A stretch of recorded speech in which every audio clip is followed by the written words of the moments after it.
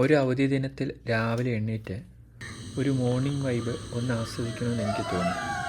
അപ്പോഴാണ് ഞാൻ രാവിലെ തന്നെ അലാം വെച്ചിട്ട് അതിനനുസരിച്ച് എണ്ണീറ്റ് ഈ കേൾക്കുന്ന കോഴി കൂവുന്നതും ചീവിടലയ്ക്കുന്നതും രാവിലെ ഉണ്ടാകുന്ന എല്ലാ ശബ്ദവും ഞാൻ കിളികളുടെ പാട്ടും ഒക്കെ BGM-ആയിട്ട് കടമെടുത്തതല്ല കേട്ടോ. ഞാൻ വീഡിയോ എടുത്തപ്പോൾ തന്നെ അത് റെക്കോർഡാവുന്ന രാവിലത്തെ സൗണ്ടുകളാണ്.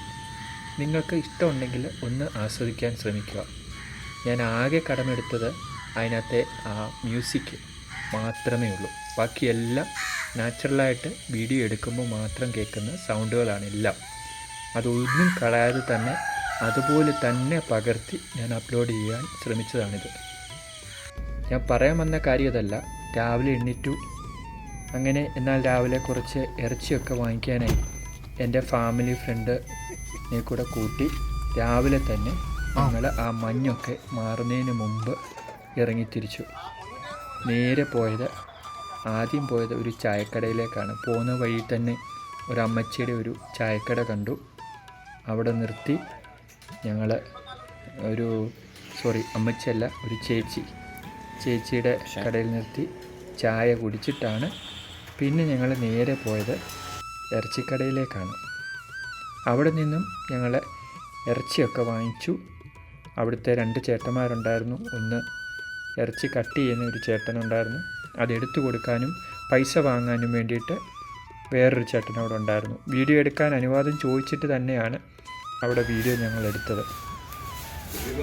അങ്ങനെ ഞങ്ങൾ കുറച്ച് ഇറച്ചിയൊക്കെ വാങ്ങിച്ച് ഞങ്ങൾ മുന്നോട്ട് ഇവിടെ വന്നപ്പോഴാണ് വിചാരിച്ചത്, എന്നാൽ ഈ ഇറച്ചിയുടെ കൂടെ നമുക്ക് കുറച്ച് കപ്പയും കൂടെ വാങ്ങിച്ചാലോ എന്ന്.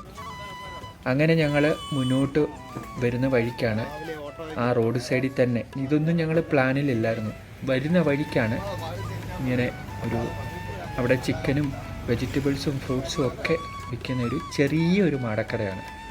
പക്ഷേ കപ്പ അവിടെ ഇരിക്കുന്ന കണ്ടു, ഫ്രഷ് കപ്പ. അങ്ങനെ അത് വാങ്ങിച്ച് ഞങ്ങൾ വീട്ടിൽ കൊണ്ടുവന്നു. ഇറച്ചിയും വേവിച്ചു, ആ കൂടെ കപ്പയും കഴിച്ചു. ഇതെല്ലാം കഴിഞ്ഞപ്പോൾ ഞങ്ങൾ വേറൊരു കാര്യം കൂടെ പ്ലാൻ ഇട്ടു. നമുക്കെന്നാലൊരു കാര്യം ചെയ്യാം. നമുക്ക് സ്കൂട്ടി എടുത്ത് നമുക്ക് ചെങ്ങരത്തോട്ടം, അതായത് ഞങ്ങളുടെ അവിടുന്ന് ഒരു 3-4 കിലോമീറ്റർ 5-6 കിലോമീറ്റർ പോകാനുണ്ട്. അത് ഇച്ചിരി കയറ്റമൊക്കെയാണ്, ഇച്ചിരി റബ്ബർ എസ്റ്റേറ്റൊക്കെ ഉണ്ട് അവിടെ. നല്ല പ്രശാന്ത സുന്ദരമായ ഒരു ശാന്തമായിട്ടുള്ള നല്ലൊരു ഏരിയയാണ് ചെങ്ങരത്തോട്ടം. അവിടെ പലർക്കും അറിയാവുന്ന ഒരു ഏരിയയൊക്കെയാണ് ചെങ്ങരത്തോട്ടം എന്ന് പറഞ്ഞാൽ. മൊത്തം റബ്ബർ എസ്റ്റേറ്റും നമ്മുടെ പൈനാപ്പിൾ തോട്ടവും ഒക്കെ ഉണ്ട് അവിടെ. ആ ചൂട് സമയത്തൊക്കെ ഇതുവഴി പോവുകയാണ് ഏറ്റവും നല്ലൊരിതാണ്. പക്ഷേ ഞങ്ങൾക്ക് ഏറ്റവും വലിയൊരു പണി കിട്ടിയത്, ഞങ്ങൾ യൂസ് ചെയ്യാത്ത പഴയ സ്കൂട്ടിയും കൊണ്ടാണ് എടുത്തു പോയത്. 8ൻ്റെ പണി കിട്ടിയെന്ന് തന്നെ വേണം പറയാൻ എൻ്റെ സുഹൃത്തുക്കളെ. പോയ വഴിയിൽ മുഴുവനും കയറ്റവും ഇറക്കവും, ചില വഴികളാണെങ്കിൽ പൊട്ടിപ്പൊളിഞ്ഞതും ഒക്കെ ആയിരുന്നു. സ്കൂട്ടി ആണെങ്കിൽ കുറച്ച് പഴക്കം ചെന്നതുകൊണ്ടാവാം അതിൻ്റെ ചെയിനൊക്കെ അങ്ങ് പൊട്ടി. അവിടെയാണെങ്കിൽ അടുത്ത വർക്ക്ഷോപ്പുകളൊന്നും തന്നെ ഇല്ലായിരുന്നു. ഞങ്ങൾ ടൗണിലുള്ള ഒരു വർക്ക്ഷോപ്പിൽ വിളിച്ചു. അവർ വരാമെന്നൊക്കെ പറഞ്ഞെങ്കിലും കുറേ നേരം കാണാതെയായി. എന്നാൽ വരുന്നിടം വരെയെങ്കിലും റോഡിലൂടെ തള്ളിക്കൊണ്ടു പോകാമെന്ന് ഞങ്ങൾ തീരുമാനിച്ച് തള്ളി അവസാനം ഇവിടെ വരെ എത്തി.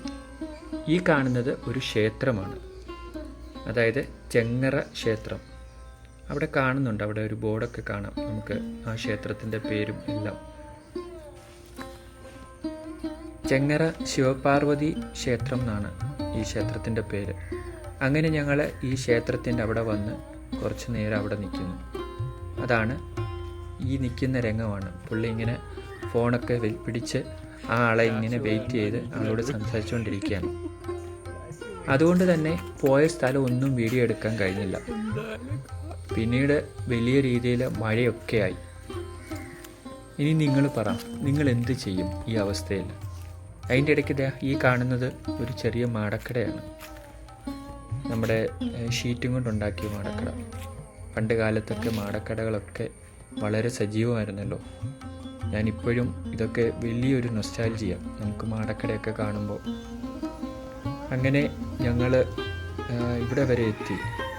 മുന്നോട്ട് ഞങ്ങൾക്ക് ഇനിയും പിന്നെ തിരിച്ചു പോയി പല വീഡിയോസ് ഒന്നും എടുക്കാൻ ഞങ്ങൾക്ക് കഴിഞ്ഞില്ല. അപ്പോൾ അടുത്ത വീഡിയോ കാണുന്നത് വരെ, മീ സഞ്ജയ് ഫ്രം സൺ.